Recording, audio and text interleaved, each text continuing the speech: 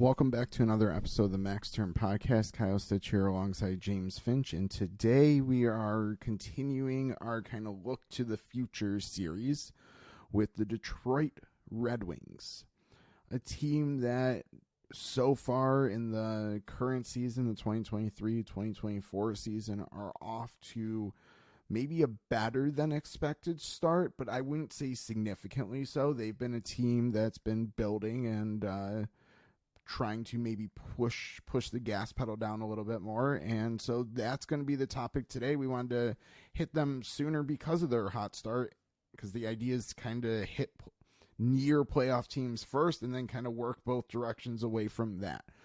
So appreciate you listening to this podcast. We're available on pretty much every major platform. Max Term Podcast will find us. If you have any questions, thoughts, at AFP Analytics on Twitter, as well as Max Term Pod on Twitter. We also are both on the new Bluesky app. Our names are basically the best way to find us through that. The AFP Analytics account is not yet over there. It will be hopefully soon. And any ads, anything associated with this podcast are not necessarily products that we're working with, endorsing. And with that, the Detroit Red Wings, again, they have been off to a hot start this year.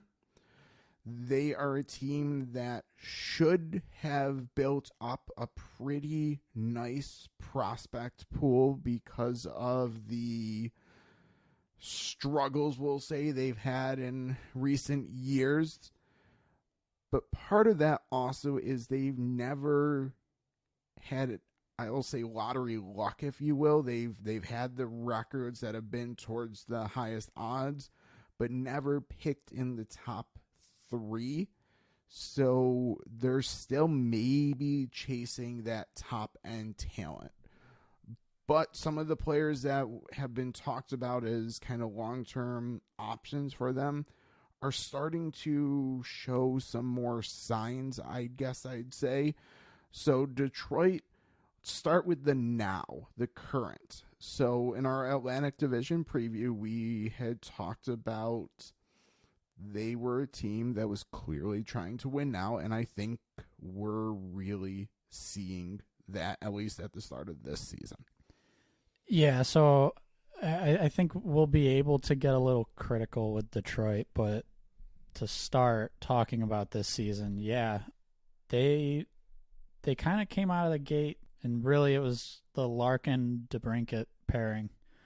Not pairing, their line. But it was pretty much those two that I think everyone was going to be watching. And they have put on a show so far. That, to me, is the real bright spot of this roster. You mentioned our Atlantic Division preview. And I remember we were pretty critical about how they've built this team. And I think it's important to just highlight that, yeah, that one move appears to be paying off. I think we had talked about how a lot had to go correct, go right for them.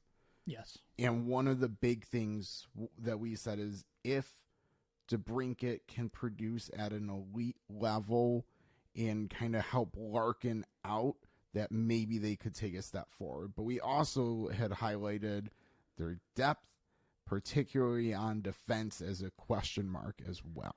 Yeah, so a big part of that was, okay, the DeBrincat move could be great, but it's not by itself enough of a push forward. They seem like they're going to be a little better this year. But again, I would say, at least my own opinion, yeah, probably not quite enough just with that one move. Defensively, I don't love the short-term or long-term outlook of their defense. It's okay. It's average, I would say. Mo Seider is going to be their franchise defenseman moving forward.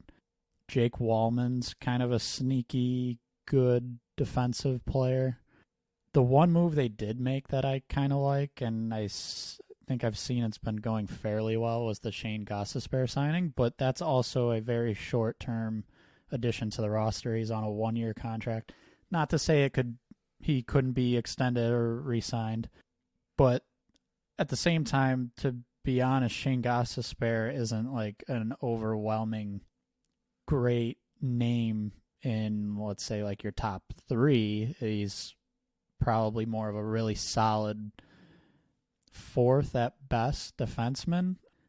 There's also some names in there that I don't think are quite moving the needle in the right direction at this point, like a Jeff Petrie. So I kind of look at their defense and it's just sort of average, which is fine, but it's nothing to be excited about and not too optimistic about. I believe the quote you used in the Atlantic Division preview is they have 2 to 3 third pairs. And I think that's probably was fair at the time. I think things are going well. We're just really a handful of games into the season, so sample size absolutely is still an issue here. So, I mean, I'm not ready to full on take the L because there's like, again, things can regress and there's probably reason to believe they will. But with that all having been said, Mo Seider seems to be one of the things we said is he needs to take another step forward. That seems to be happening. Yep. Jake Wallman is definitely good. So Seider, Wallman, like that's now a legitimate first pair where we were questioning if it would be. Yeah. So that I think is going to continue to happen. I think you should feel, if you're a Detroit fan, good about that pushing forward. Gostisbehere basically quarterbacking the second unit away from Seider has helped that team a lot. Like their power plays off to a torrid start. Again, can they keep that up? I would bet against that, but it's always possible.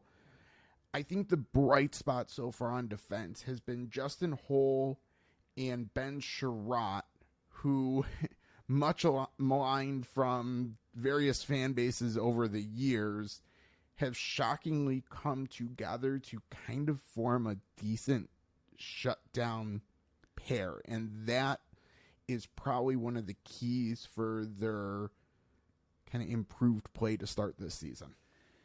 Yeah, so Justin Holl was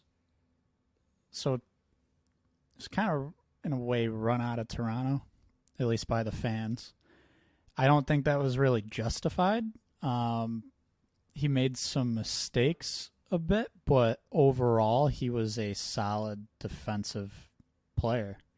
And so one of the big things where I was saying it seemed like they had at least like a couple bottom pairs as far as where all these guys would ideally slot in. So to use Gostisbehere as an example,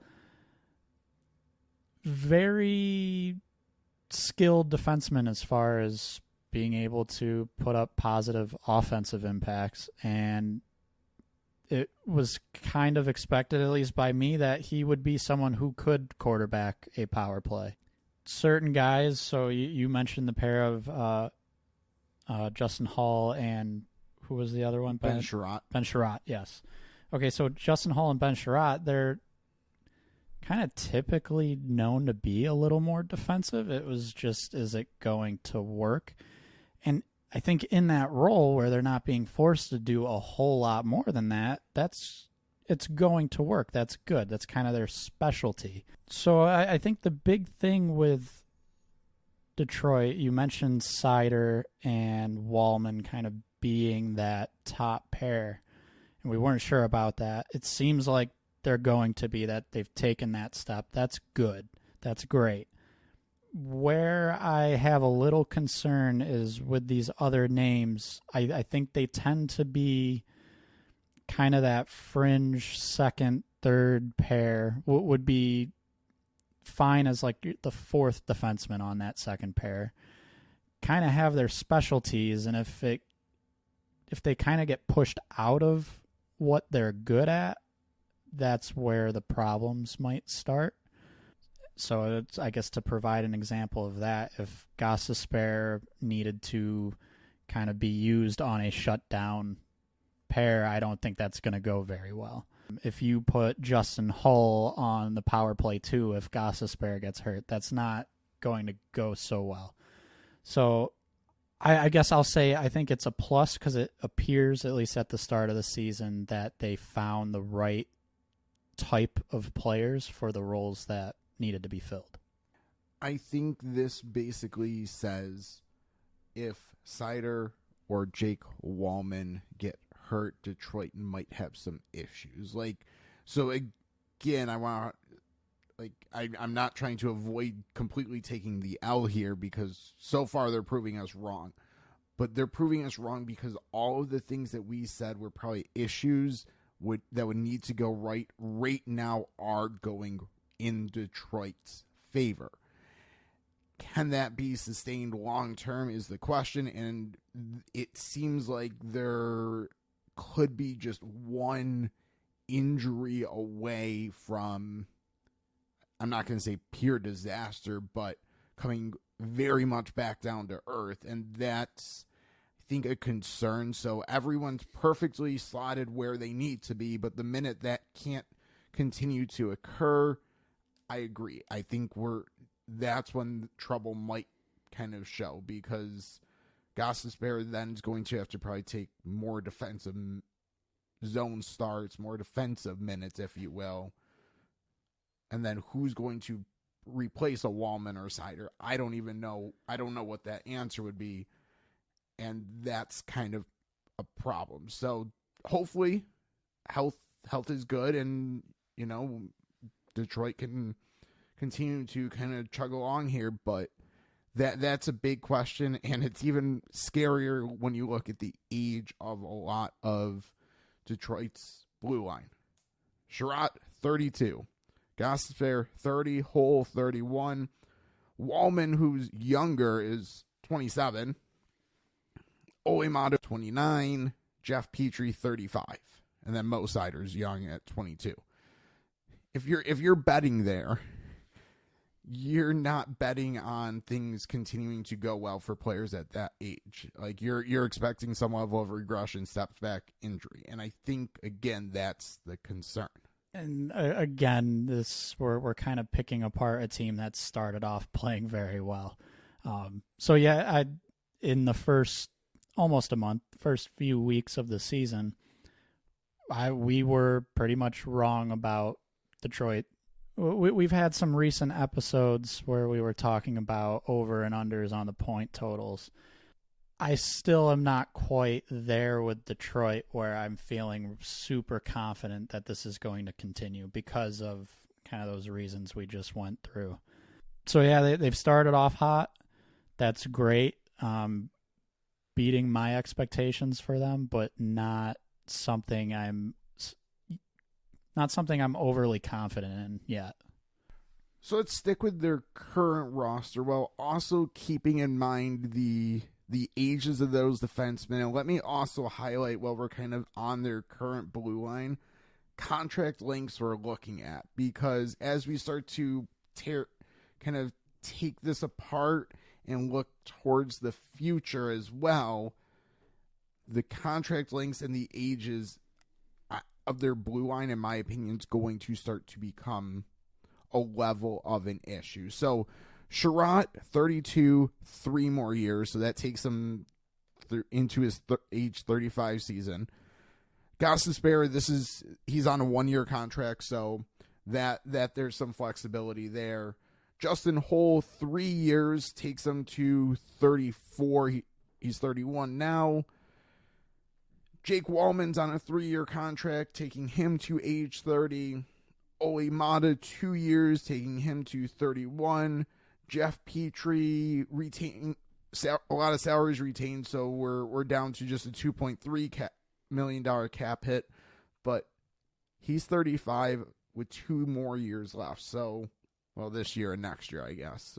When I'm saying 2 years, I mean this year and then next season. So there's not a ton of contracts coming off their books next year. And then Sider is in the last year of his deal and will be a restricted free agent this summer. And that's going to probably be one of the first decisions we talk about as far as long-term planning goes. Let's jump to their goalies, their current goalie situation. Ville Husso, again, gets credit for their hot start. He's been good this year. I mean, he was good for stretches last year as well. And then James Reimer and Alex Lyon. I think one thing that, like, Alex Lyon is still on the NHL roster, and I think he kind of has to be because the minute he hits waivers, someone's probably picking him up, and I think the same would be said for Reimer as well. So Detroit's rolling with 3 goalies, which right now seems to be working. All 3 seem to be playing fairly well. Yeah, so the goalies for Detroit, that was kind of another area where we picked on them a little bit. Not for a lack of trying, but there was, I think, some hesitancy from us about whether Husso was going to be kind of good enough to be their top goalie. So far, so good. And Reimer, in the few games he's had, so far, so good. So that situation is at least starting off great for the team. Feel like there could be some regression coming at some point. But for right now, in the short term, it's working. When we look long term at their goalie situation, at least looking at the guys on that current NHL roster, Reimer's got 1 year left, and Husso and Lyon both have 2. So I'm going to say long-term Reimer and Lyon don't necessarily matter. Husso is the one we're going to want to watch because if he proves that he can be a number 1 or at least a pretty solid 1A, that's definitely a player who you're going to want to probably extend. If he can't be that consistently, he isn't really the go-to guy, they're not stuck with him. Again, have 1 more year after this season. So I think you hope that the start of the season, the way things have gone, continues all throughout, and you'll have a great goalie. Detroit will have a great goalie. And if not, this is kind of a position where they've got some flexibility for the future. I think that's the key with the goalie position is they've got some guys that right now are playing well. One who might be a good longer-term option in Husso, but again, hitting the nail on the head is they have flexibility here. And as we get into kind of their prospect pool, who's in the pipeline, I think that's even better. So I really like how they've set up their contract situation for their goalies, not committing tons of money while also having some long-term flexibility here. So where I have hesitancy with their defense, the goalie's kind of the opposite. I'm very much into how they've set that up. And then their forward group, that's kind of where we started, so we'll kind of circle back here. Larkin, DeBrincat, Lucas Raymond have been, I believe, a tremendous first line for Detroit. Again, a lot of the credit's been going to Larkin and DeBrincat, but it would be kind of remiss to not include all 3 guys there. And then JT Compher's come in and provided more offense than I think I was expecting. I think I won't speak for you here, but I wasn't super into Compher. I thought him and Kopp were the same type of player, and it seems like Compher is providing a little bit more right now. I think Kopp's also been a little bit better as well, and that might be just being able to be cast in a little bit more favorable role. Yeah, so I believe those 2 have been skating on the same line, and I want to say it's been with Michael Rasmussen. Yeah, I think going into the season, there was kind of they've got Andrew Kopp. They just signed pretty much the same player, JT Compher. Stylistically, they are very similar. Last year with Colorado, Compher kind of had, well, I'm not even going to say kind of. He had pretty much a breakout season offensively, but was kind of in a higher role. I think a big question for us was, is he going to be able to do that not on Colorado, on a team like Detroit? And again, this is another situation for them. So far, so good. It's working. He isn't skating with any player that I would have said, okay, that's a high skill winger or a high skill shooter, anyone that is going to really help him rack up points, but it's working, and he's kind of been a big part of that. So the offensive ability, at least to start the season, is still there, which I think is a huge plus for Detroit, because going into this season, I had a little worry about would he kind of regress back down to a third line level offensive performance. So let me I guess put a little bit of a damper on. We're raving about what they're doing, and their actual results, Detroit's actual results, have been good. So I got Evolving Hockey's line tool up, their forward lines up here. DeBrincat, Larkin, Raymond have been scoring or controlling the goal differential 75%. So they've got 75% of the goals for when they're on the ice. Absolutely tremendous. Yes. Like we've talked about, is this sustainable? Not at that level, but I will say their expected goals, so their shot quality, kind of how well they're controlling the game, is just above 50%, and this is of course coming with tough matchups. So are they the best line in the league? Well, goal scoring they might be, but from kind of how sustainable it is, I'd have some questions. But I'm not expecting a complete fall off a cliff. I think things are going to settle down a little bit. They'll probably score a few less, and they'll get a few more scored on them, but I think they'll still play quality hockey. The second line has basically split even with their goal differential, so no problem there. But the problem is they're really overachieving. They're getting caved in. Their expected goals for percentage is 31%. So their actual rates are fine, but if you talk about progress or regress, when you start to see big differences there, the regression might hit. Third line of Sprong, Perron, Veleno's been also really good, at least as far as scoring goals and controlling the goal differential. But again, the underlying numbers controlling the shot quality is not great. They've had a shockingly good performance from their fourth line, who actually haven't scored a goal, but have been controlling play really, really well. And right now, I'm looking at the line of Zarnik, Christian Fischer, and Klim Kostin. So that's the line that you actually expect to progress a little bit more. So balance-wise, I think just looking at their forward numbers, they're due for a level of regression. They're definitely overachieving. So things are going well, but I think we might have some issues already.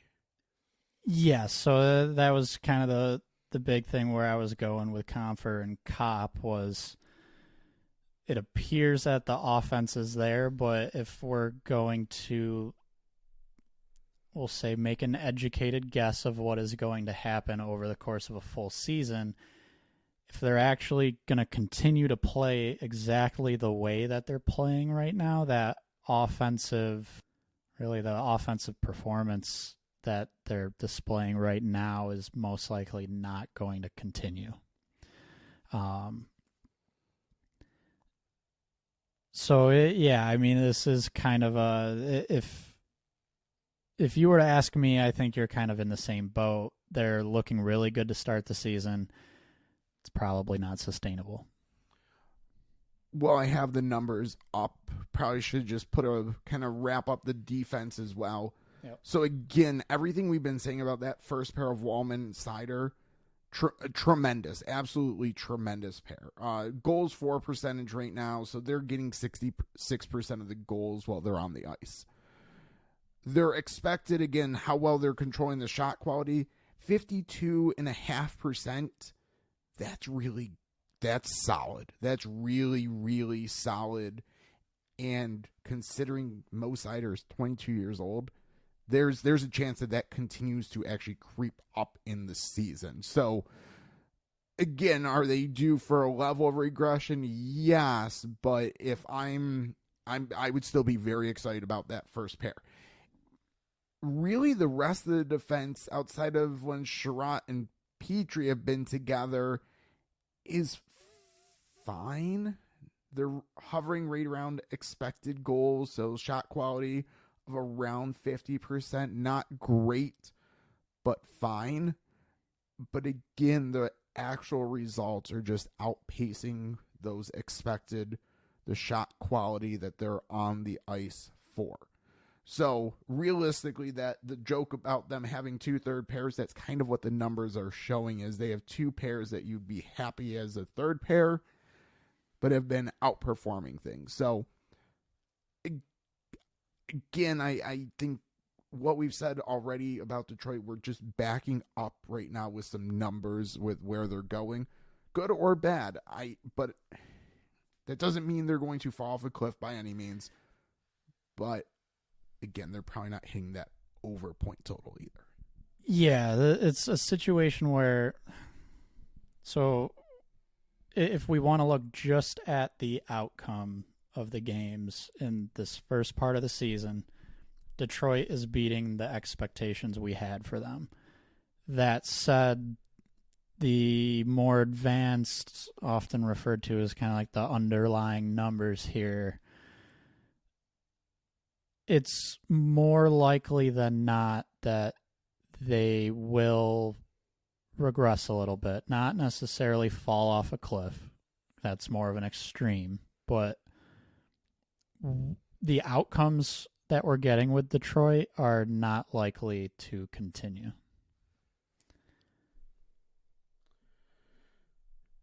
So getting kind of into their current forward group from more of like a cap contract length perspective, and I think this will transition nicely to where we kind of see them going, what their window might be. So Larkin, 27 years old, just signed a new long-term contract, so he's there until he's 35. So any window we're talking about, he's part of. Yep. DeBrincat, 4-year contract, age 25 right now. I'll get in where my opinion is, kind of their future window is, if you will. And to me, DeBrincat's right on that edge. Andrew Kopp, 4 years remaining as well. That'll take him to 33. DeBrincat will be 29, 30 for his next contract. JT Compher, 5-year deal, taking him to 33. So he's going to be around for a while. I don't know how well that's going to age. And then the only other forward on their NHL roster locked up to any sort of term, so any contract beyond this year, is Klim Kostin, who only has 2 years, 24 years old. And then Robbie Fabry, who's just had the worst injury luck. He also has another year. I really hope he can get back, because when he's played hockey, he's been very good. But he unfortunately just had some tough luck there. So he's got one more remaining as well. Every other forward currently on their roster will need a new contract this offseason. Some of the free agents that are probably walking, Perron, Sprong likely, maybe, Fisher, Zarnik, who probably aren't breaking the bank either way. So I think this will transition nicely into where we start to see longer term outlooks for the Detroit Red Wings. Forwards, they're going to have to make kind of decisions on multiple guys this offseason. Michael Rasmussen, Lucas Raymond. So Raymond's a little bit younger, but a decision's still going to have to be made. Joe Veleno. And then Jonathan Berggren as well, who's kind of bounced up and down the past couple years. Those are probably the forwards that some level of decision's going to have to be made. Yeah, so I think the Lucas Raymond decision.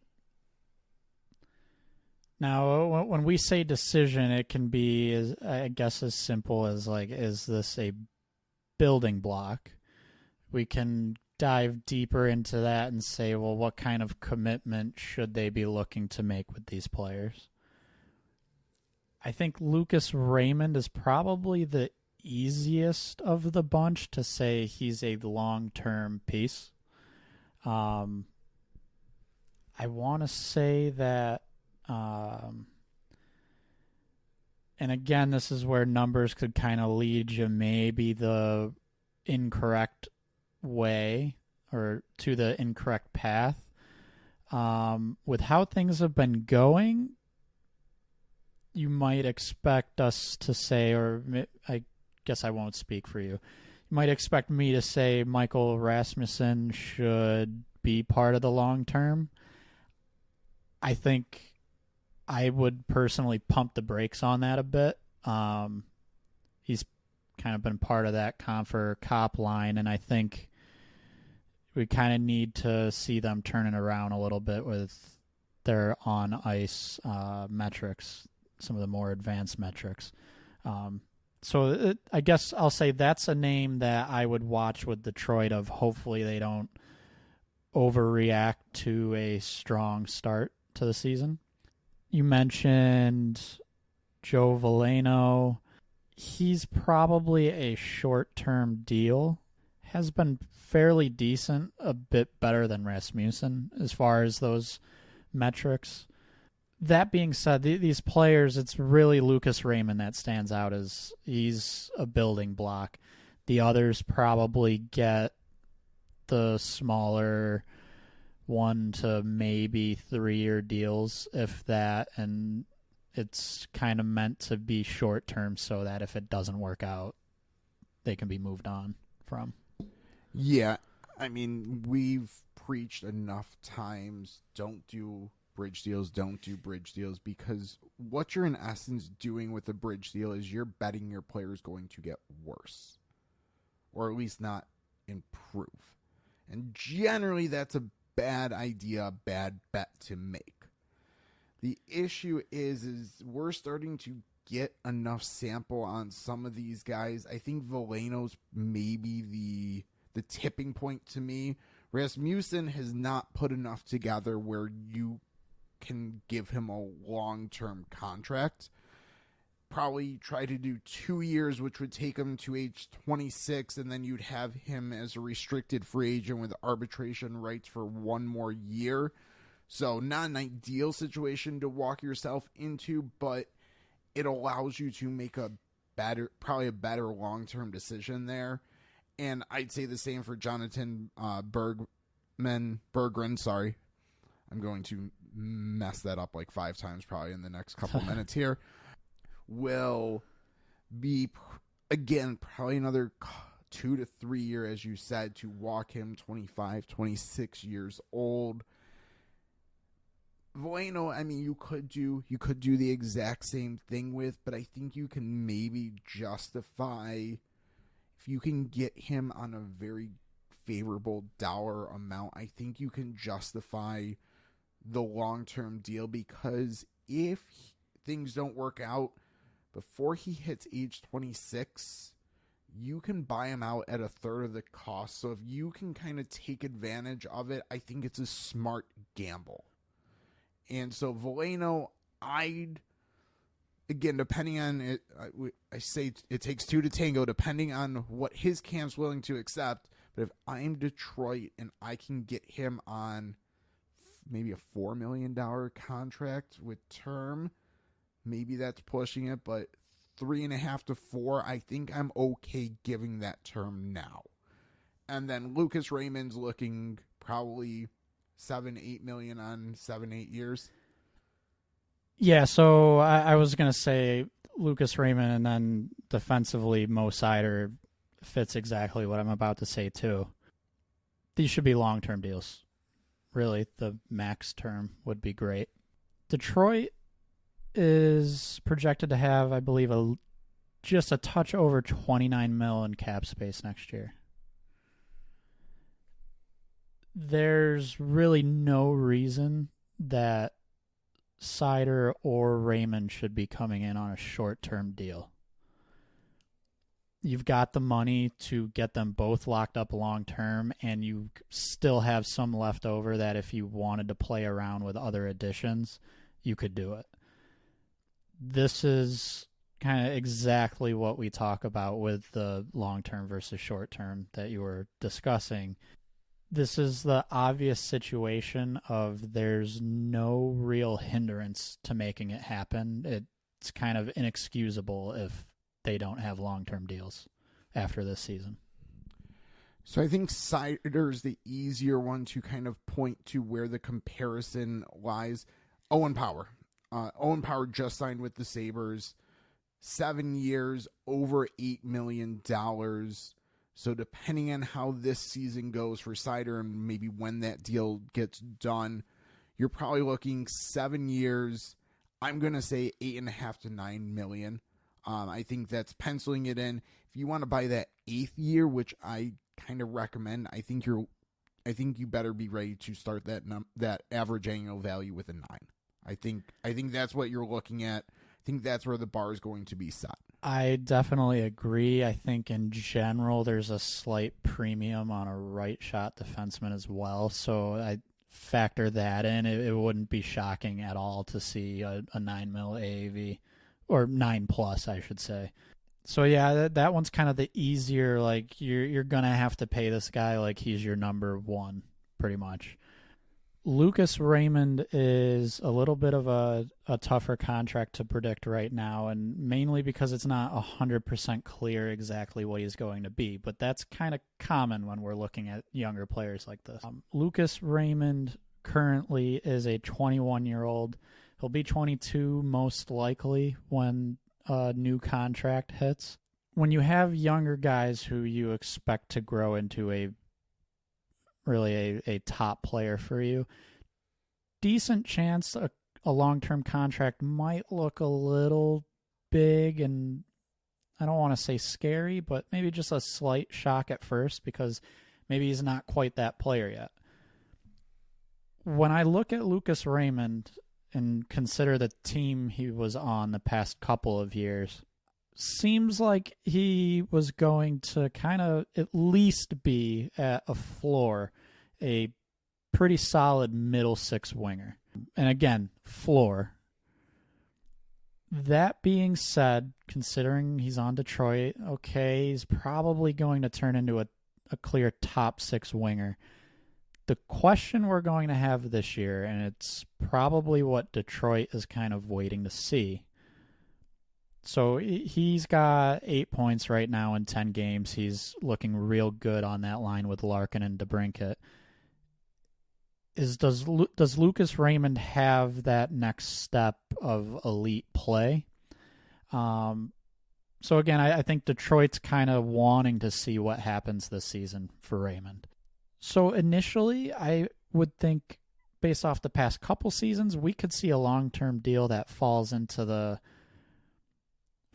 5 million, maybe the low sixes. If he continues to play the way he's played at the start of this season, we could be looking a bit higher than that, more into the 7 millions. So I think this is where we bring up, it's tough to do comparable players we're racking our brains trying to think of someone who's a good comparison for a young player. Usually these guys don't get the long term, which is the struggle, but I kind of look at Troy Terry. Not the same situation by any means, but I think that provides a level of a benchmark at least. So why they're different, Troy Terry is 25. He'll be buying only a couple restricted free agent years, which are usually cheaper. And then Anaheim's getting probably a discount on what he would get if he were to be an unrestricted free agent in the open market. Raymond, on the other hand, would only be buying at a 7-year deal. So Terry was 7 years, $7 million per. Raymond at that length would only be buying 3 unrestricted free agent years. And that might be something Detroit's interested in doing. I think we think they should be doing a 7 or 8 year max term deal, if you will.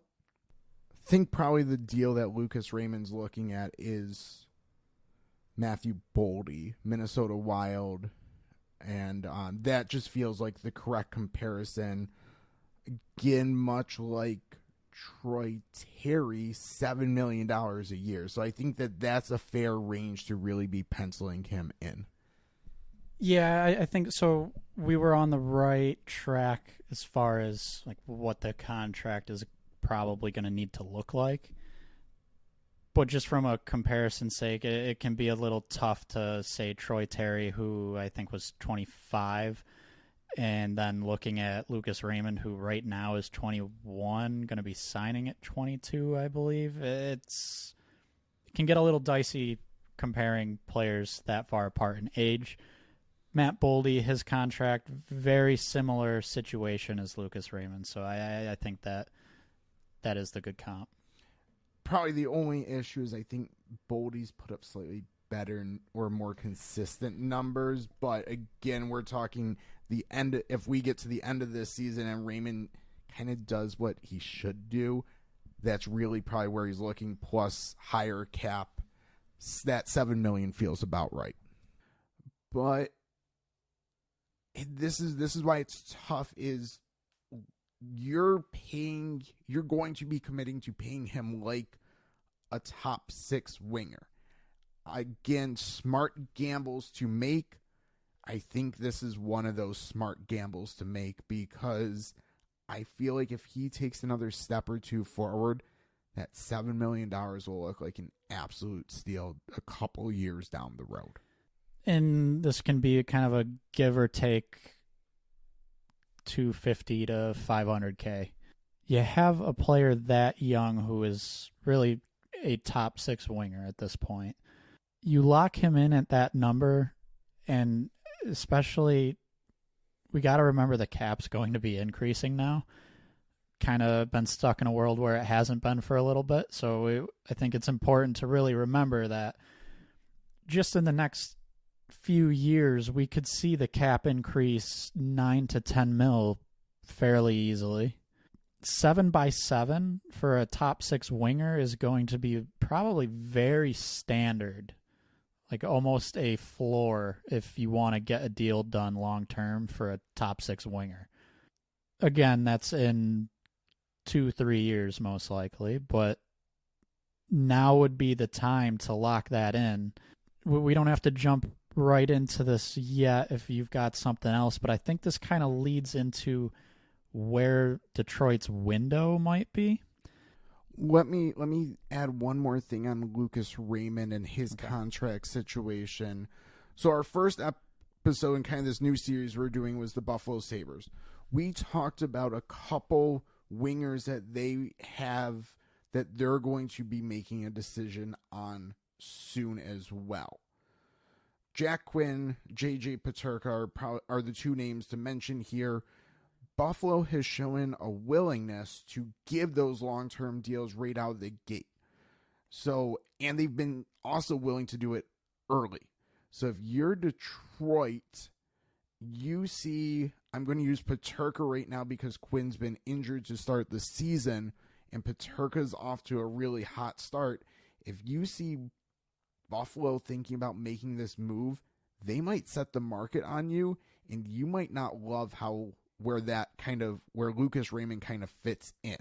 So you need to be smart and savvy about making this decision, because there are other teams out there that are going to be looking to do the same type of thing. And if you're kind of a little slow on the punch here, you could end up spending more than you're kind of hoping to. So, and I think that's an important consideration as we start to get into long-term building is as you start to have guys that are good, you want to pay those guys. And saving that extra $1 million to $2 million is absolutely critical. So looking at Detroit's bigger picture, longer term window here. Me personally, I see they have their current kind of group that's going to be this year. Then I kind of see their group being reshaped after 3 years. I kind of see we're talking about a 3-year window here. Which I don't know if that's great, but that's kind of what I'm looking at. So in the Sabres episode, we talked about having your long-term building blocks. Where do we feel Detroit stands on their long-term building blocks? So we'll start at forward because that's kind of where we just were. Larkin, I'm going to say DeBrincat, even though it's a 4-year deal and then UFA, he should be part of their long-term plan. Lucas Raymond, who we were just discussing. At forward, that's it for them right now. There might be some prospects we can get to them in a little bit, but on the NHL roster, I think it's those 3 guys. Which is good. You have we'll say a first-line center and 2 arguably first-line wingers. You'd like to see another name or 2, I think, kind of emerge and put themselves in that long-term building block conversation so that there's a little bit more depth there long-term. But that's a decent start. Defensively, probably, I'm going to say 2 names right now in the NHL. It's Seider and Wallman. And I think goalie's a question mark right now. I think we're still looking to see what Ville Husso is really going to be. Is he going to be a consistent top goalie, or is he going to have these up and down windows throughout each season? So, I mean, really, I've got 5 names who are currently on the NHL roster, at least. So the question is can we start checking off boxes? Sabres, we were able to check off a couple centers, multiple defense, put a question mark with goalie. Detroit, so their current first line, Larkin, DeBrincat, Raymond, I agree they should be their long term. Is that your long term first line? That's the question.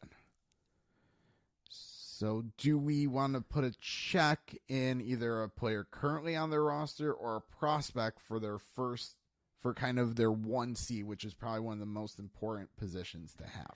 So I think that opens up a big question/debate. I think Detroit fans might get really angry about others bringing it up. Is Dylan Larkin a true 1C? I don't think he's had much around him. I think what we're seeing this year, now that he has DeBrincat on the wing, I think we're seeing a true 1C. I'm comfortable putting a check next to Larkin as their first-line center. What about Larkin in 3 years? I would say most likely in 3 years, I'm still okay with Larkin there. I think if you were to toss out 5 years, that's where I start to get a little more uncomfortable. Kind of getting into the 32, 33 age range. I think I'm still okay with Larkin in that 3 to 4 year range. So we're maybe putting a check in pencil. I don't think we're fully going pen here. Yeah. but they do have some guys that maybe we feel a little bit better putting a check that they at least have a building block there. Maybe guys is being a little bit generous. So they have 2 center prospects, Marco Kasper, Nate Danielson. Marco Kasper projects to be a solid NHL player, but he's probably not your long-term 1C. Let's get that one out of the way. He's probably more of a solid middle 6 piece. I think the hope for him should be can play on a second line or be like an elite third line player. That's probably what you're hoping for. Ironically, kind of like a JT Compher. Yeah, and I think a big characteristic, I guess, or a synopsis of his skill set, I think Kasper's often referred to as more of a two-way type of player. So, yeah, he's exactly Compher or Andrew Kopp. So that's absolutely no problem. That's a good building block to have. Again, no issue there. The question, I think, is going to be Nate Danielson. Yep. He was not, when Detroit made that pick, wasn't received overly well. But in preseason prospect camp, prospect tournament, he showed pretty well. So we're talking about someone who was literally drafted months ago as a potential long-term 1C, which is a tough exercise, but that's kind of the purpose of this long-term look. So can one of Danielson or Larkin provide long-term stability at 1 and 2C? I'd be okay saying right now, yes. I think, not to further the conversation, they're going to need more depth coming through at center. That said, Danielson should be a top 6 center. The question the Red Wings are going to have, and maybe less so right now, because I think Larkin is a 1C right now, but you brought up 3-4 years down the road.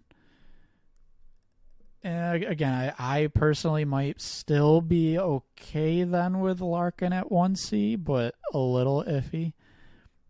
But I think the question is going to be is, assuming Danielson is up in the NHL at that point, he should be. Will they have a true number 1 center, or will they have 2 pretty decent second line centers? It's tough to say right now, as you mentioned. It's kind of hard. Everyone can predict the potential of a prospect, but he was just drafted months ago. That's kind of what led me to say that they really need to keep building the higher end talent at center in case things don't go right here. Yeah, no pressure, Nate Danielson, who I'm sure is absolutely listening to this podcast, but you're Detroit's only hope. Pretty much. I mean, we can use Buffalo as another example. Things didn't look too good for Buffalo, kind of out of nowhere. They ended up with Thompson, Cousins, Middlestat, Krebs was coming up, and all of a sudden I think Buffalo fans could sit there and be like, wow, there's actually some pretty good center depth here. That's not the situation Detroit's in right now, which is kind of putting all of your eggs in the Danielson basket pretty much of this kid's the future. And honestly, so not to downplay Marco Kasper, he's going to be most likely a solid NHL player, but from a high-end talent perspective, it's Nate Danielson, and there's no one else on the list. And I don't know if you were meant to refer to just centers there or just in general at forward, because I'd be willing to go out and say that my long-term issue with Detroit is at forward right now. I don't love the potential. So again, we started with the Sabres as our first episode, where they're just absolutely stacked with player after player after player that has shown flashes, has shown signs, has put up numbers. Detroit, we are looking at players that have, frankly, bounced for a couple years already. Again, Berggren, I guess, and Elmer Soderblom would be two guys who have, I'm not going to sit here and say that those are the future top end guys, but those are kind of the next in line, at least, because they're kind of the bouncers. And then you start getting down, like we're talking about Carter Mazar as their next best forward prospect. And I mean, again, you're putting hopes into a guy who hasn't played he's in the AHL now, but hasn't really played a lot of pro games. Yeah, so I mean, what we pretty much did here, and I guess we talked about Casper kind of with Danielson because of the center conversation, but we dropped down from here's the high-end talent guy to here's guys who you hope become a middle six type of player, and that if it happens, you are very happy with it. So I think the kind of straightforward way to say it is there's no high-end talent really in this system at forward other than Danielson, and that kind of is the issue. And you mentioned Buffalo. To compare it to Buffalo, Buffalo has a handful, maybe even two handfuls of forward prospects that you could say this guy could be a second-line player, and maybe even a first-line player.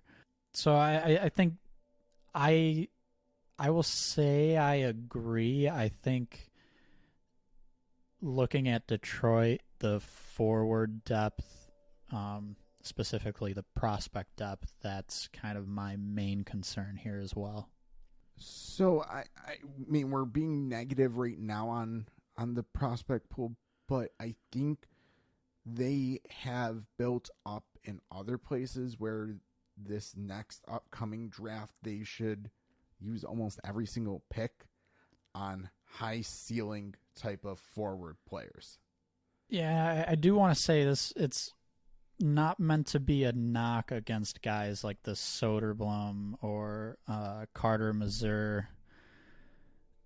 They could end up being good players, but they're again, there's the issue of the higher end talent. That's the main issue. It's not that Detroit doesn't have any forward depth, prospect depth. It's just the higher end. And like you said, other parts of the prospect pool seem to be a little bit stronger. So on defense, obviously Mo Seider, we're locking in long term. We're taking care of that. And Jake Wallman, I think you're probably okay penning him in for another 5 to 8 years. What'll be interesting with him is,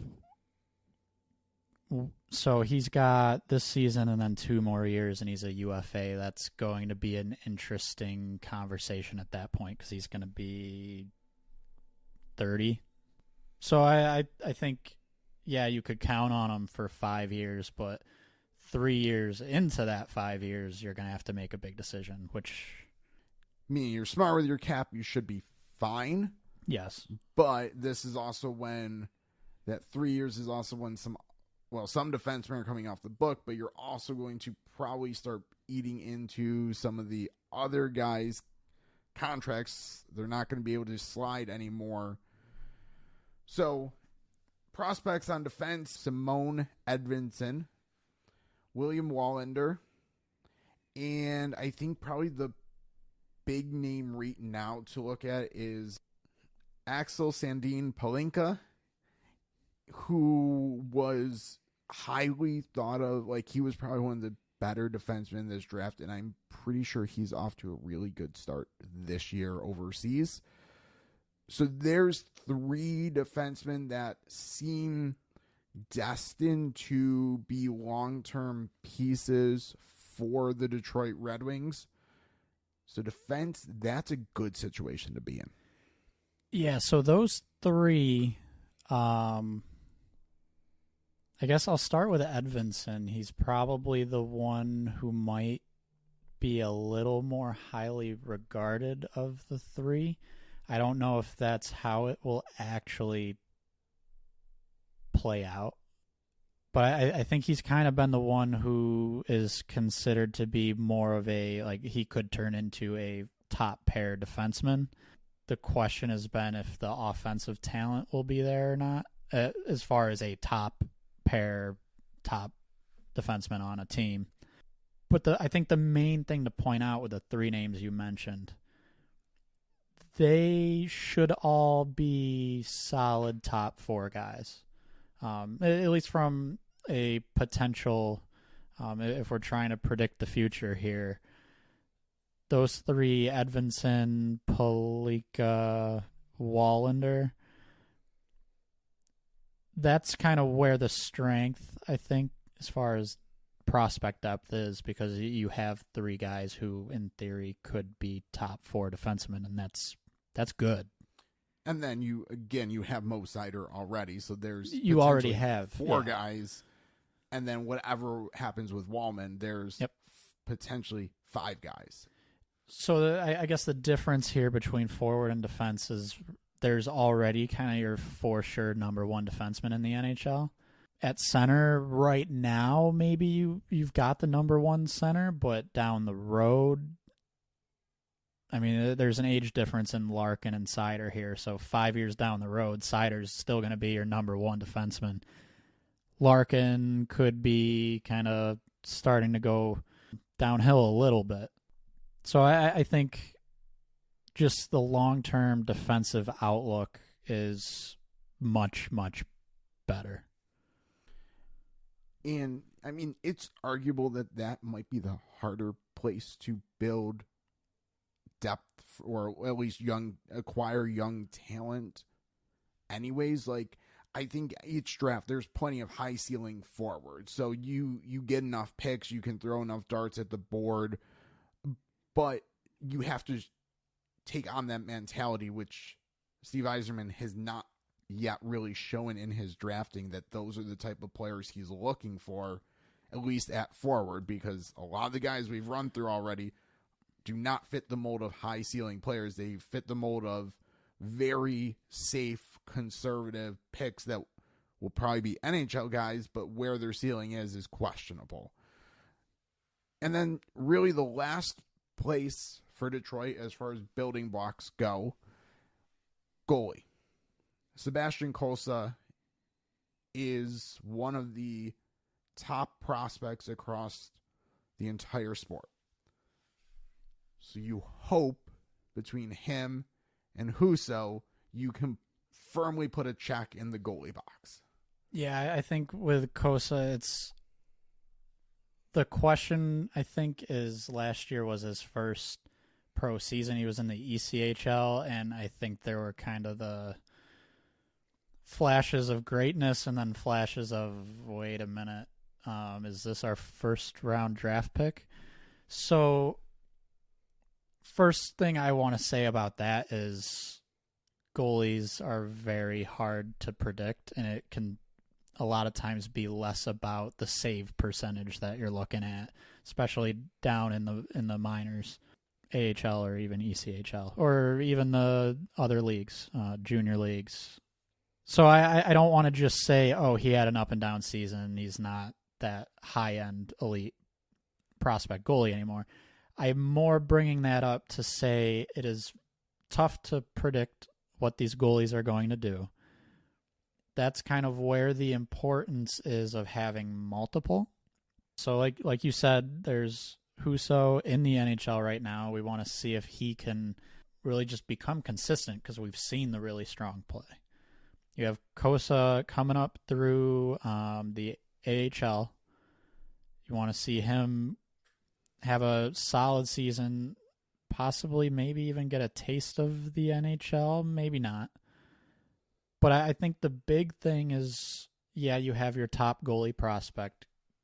Keep drafting goalies, get people, more players into the system so that you can keep throwing darts to find the number one. And I should also add, they did take Trey Augustine this past draft, 41st overall. So that's another high pick being spent on a goalie. And any Red Wings fans potentially listening to this, ECHL for a goalie is not like a death sentence. No. Goalies spend time in the ECHL, and Kosa's numbers last year in the ECHL were actually quite good for that league. Again, you want to see progress, but I would very much pump the brakes on him as a potential bust, but very much so.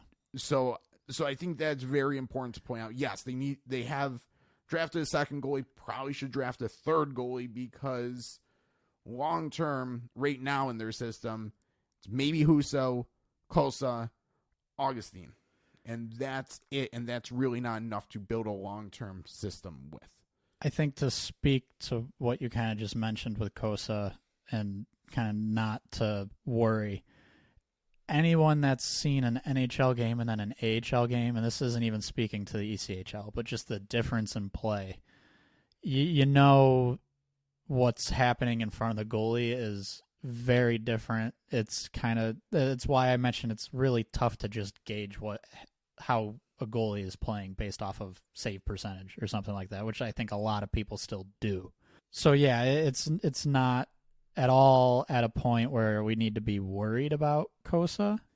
I think more just from a organizational philosophy, you need to keep drafting the goalies and keep throwing the darts, because you don't really know what's going to happen as they climb up the ladder through the different levels. So kind of the way we wrapped up our episode on the Sabres, we'll do again kind of a long-term look at the cap quickly. And really, Detroit has a lot of freedom. I think that's the best way to put it. They have Larkin wrapped up. I mean, that's really your only long-term contract. I kind of did it. I looked at them after 3 years. They only have $27.3 million committed. Or maybe that's in 3 years. I think that's in 3 years, sorry. So the 26-27 season is where you're talking about. It would be 27.3 in cap hits. Yep. Estimating the salary cap probably around $96 million. That's a little different than what Cap Friendly has. Cap Friendly is $92 basically every season in the future. So I'm adding a $4 million kind of bump to their projection. So that's about an $8-9 million rise over the next couple years, which isn't outrageous to think.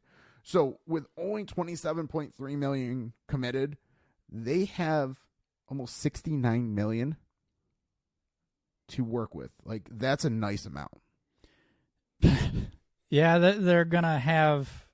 I mean, so I think the other key aspect to point out here, though, is going to be of that 27.3. That's 4 players. So quick math: Mo Sider, let's say $9 million, and Lucas Raymond around $7 million. That still leaves you with $52.7 million, almost $53 million to work with. That could be give or take, but regardless, you're looking at a lot. Which, yeah, I think it's fair to say it's pretty wide open for Detroit.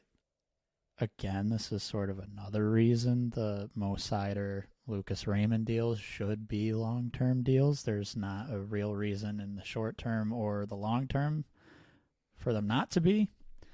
This really lets Detroit have a lot of financial freedom for that window that we were kind of talking about 3-4 years down the road. That being said, they need to be smart with how they use that money. Where teams, I think, can get in trouble is if they need to rely too much on free agency. And I'm not going to say I'm at a high level of concern. But like we mentioned, the higher end talent is kind of lacking from the prospect pool. So I guess I'd worry just a little bit that they might feel they have to rely a little more on free agency, which is okay here and there, but generally you're signing a player for a couple years of what you think he is, and then he's going to start declining. So I think there's a lot of money there. Ideally, there would be more talent coming up through their own system that they could be re-signing at a young age and not necessarily signing the 30, 31-year-old to a 5-year contract. I think look at what they've done on defense right now. They can't repeat that because right now they have too many guys locked into 3-year contracts, and they have prospects that really need to start getting NHL games before those contracts are up. You can't put yourself in the same position with the forward. So you're going to have so much flexibility. So sure, DeBrincat maybe gets a long-term commitment, and that's probably fine. But you can't have multiple guys lingering when you need younger players to start stepping in, because that's how you spin your mediocre wheels, basically. Yeah, I think back towards the beginning of this episode, we kind of mentioned that forward, there's a lot coming off the books next year. That doesn't mean they should just go out and spend a ton of money just because they have it. I think it's important to keep in mind, like you said, it might be good to see some of these younger guys, have them in the NHL, find out what they're going to be, so that when that possible window comes, I'll say roughly the 26-27 season, give or take a year, you know what these players are. You know what you might need to add then. But a whole nother aspect of this, and I guess this is really just one name. Well, I guess I'll make it 2 names. Alex DeBrincat, Jake Wallman. Between the 2026 offseason, you might be looking at new deals for each of them. DeBrincat will have one more left, but 1 more year left. But you're going to have them needing new deals. You're in the same sort of time frame. Might be looking at Nate Danielson needing a deal. Edvinson, Casper, Wallander, Palika, if they're up. So there's a lot of money there, and that's great, but I don't think that they should just go and spend it all. And I think, not to keep going to Buffalo, but I think the past couple of years with Buffalo, some fans have said, you have all this cap space, all this money, go get whoever in free agency. And it's, I think, easier to see now that it was a little smart not to just spend right up to the cap, because now these young pieces you're developing, you can fit in long term. So we kind of, like, in our forward look, we were talking about, like, Rasmussen, Veleno. Again, numbers-wise, Rasmussen has not been good this year from an underlying number standpoint. Veleno's been okay.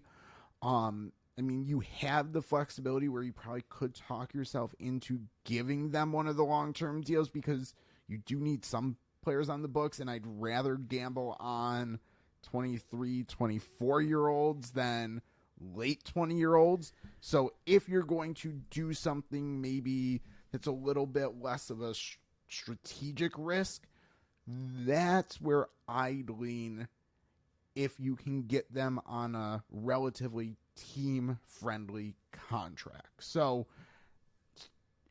yeah, Detroit has tons of space to work with, but I think you're 100% right. They've got to be smart with how they use it, and they need to start paying attention to timelines of their prospects, because on defense, I think they've kind of screwed that up a little bit. Forward, they have the opportunity to put a good plan in place, and hopefully that's kind of what occurs. Yep. And I'll throw the names out there. So Danielson, Edvinson, Casper, Pellicka, and Wallinger. So there's 5, we'll call them top prospects. I think there's a slight drop-off after those 5 names. They should be finding out in the next 2 years if they think any of those 5 guys are going to have a long-term future. And obviously some of them probably they already know they will, but you need to find out how those guys fit long-term. And then Kosa Huso decision as well would be probably the yes. 6th. If we're going to add a 6th, maybe 7th guy, that's the other decision they need to kind of figure out and make a smart call on. Those are the easier, but also the decisions that are going to set them up for long-term success. Yep. So that's Detroit. They have kind of the world's their oyster. They just need to be very smart with how they approach everything. So we appreciate you listening to this episode of the Max Term Podcast, subscribing on wherever you might be listening. Give us a follow at AFP Analytics, at Max Term Pod on Twitter. We appreciate trying to build our Bluesky accounts as well. Again, by our own names, Kyle Stitch, James Finch will find us there. And with that, we'll talk to you next time.